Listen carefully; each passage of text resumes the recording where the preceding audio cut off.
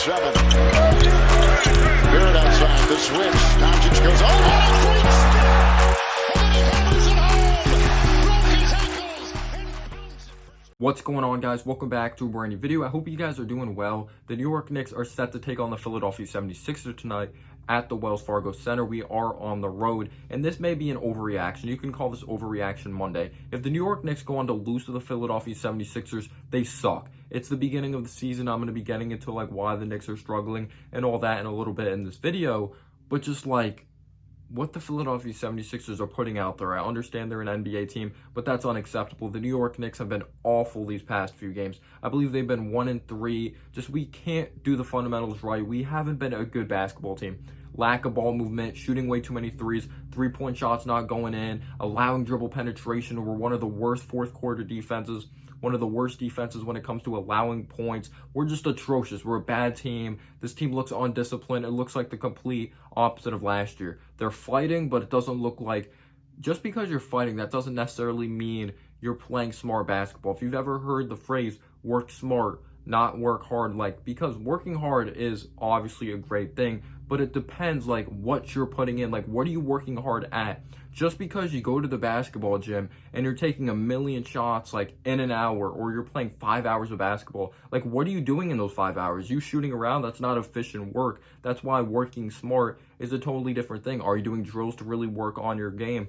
So the New York Knicks right now, they're not working smart out there on the court. They aren't.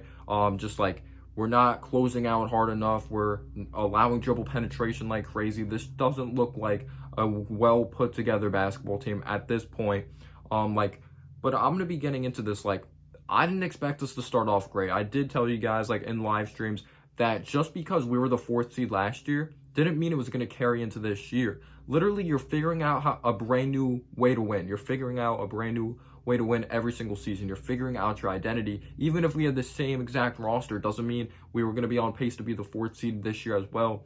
Because yes, that may have been a successful, well put together team last year. The other teams are also adjusting to you, and the best teams could overcome that adversity, and you can make those adjustments as well. And the New York Knicks is a totally different team. You could shit on Elfrid Payton, you could shit on Reggie Bullock, but Elfrid Payton and Reggie Bullock are much better defenders than an Evan Fournier and a Kemba Walker. They did a good job not consistently allowing dribble penetration. We knew this was the risk here, getting Kemba, Fournier, more versatile offensive players to help out of Julius Randle in the playoffs, and I like those moves. But I thought Tom Thibodeau was going to do a better job disguising things on defense. But when Kemba Walker is not the tallest in the world, the best he could do is draw charges. It's not his fault. He really does try hard out there, but his size definitely is a factor. That's not great. It does look like Kemba Walker's not the same due to his knees. His knees just aren't the same. He can't do certain moves that he was able to do in the past. He's really limited, but we knew that, and I'm okay with it. He's on a smaller type of contract. But Fournier's defense, I thought it looked solid at the very beginning. It's really fallen off, and there's just an overall inconsistency so far of his game. But like I said, the New York Knicks are still figuring out their identity, figuring out a brand new way to win, and we'll see how long it takes. I guess the positive is that the struggles are coming at the beginning of the season. But anyway, I'm going to get into why I will be pissed off, finally, if the New York Knicks lose to the Philadelphia 76ers. No Joel Embiid. He has the virus. He's expected to miss a whole week, and also he was expected to rest in this game as well. Danny Green most likely is going to be out of this game due to a hamstring. No Tobias Harris. No Matisse Thybulle. So Joel Embiid, their best player that wasn't even fully healthy the first time we played him, he was questionable. You could say he's the best center in the game when healthy, at least in my opinion. Tobias Harris, he's been out for a little while, so that's whatever. We expected him to miss this game, but he's a good offensive player. You could say he's not the greatest in the playoffs. Danny Green, a lot of people shit on him, but at the end of the day, he is an NBA veteran. He is very critical to this basketball team when it comes to communicating out there on the basketball court. Matisse Thybulle, I think he's their best defensive player, or at least one of their top 3 defensive players on that team. You're missing all these crucial guys. Your best defensive player, your best player on the team. That's big time.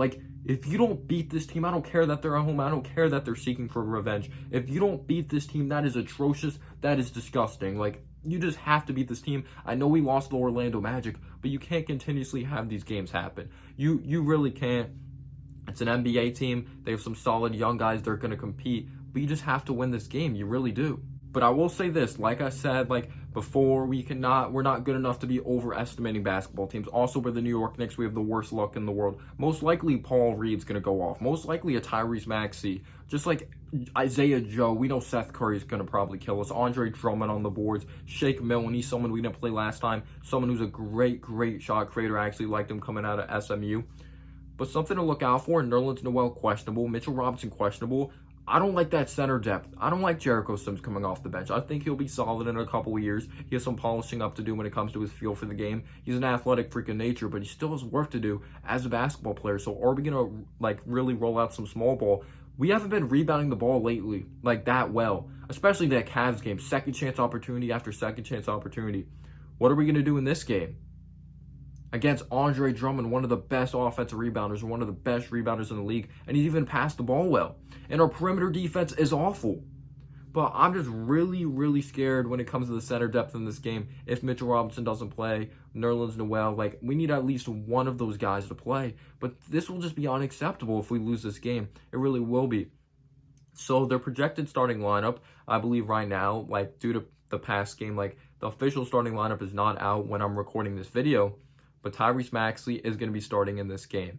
You have Shake Milton that's going to be starting. You're going to have Seth Curry, but Shake Milton, I believe, is going to be playing the 3. You have Paul Reed, and then you have Andre Drummond. But this team still has snipers. You have Furkan Korkmaz, who's been shooting the ball well. Like, Shake Milton, he can get hot in a hurry. Like, Seth Curry can kill us from beyond the arc. Like, even Georges Niang, he's not just a shooter. He's a solid defender. He could pass the ball. But the New York Knicks need to win.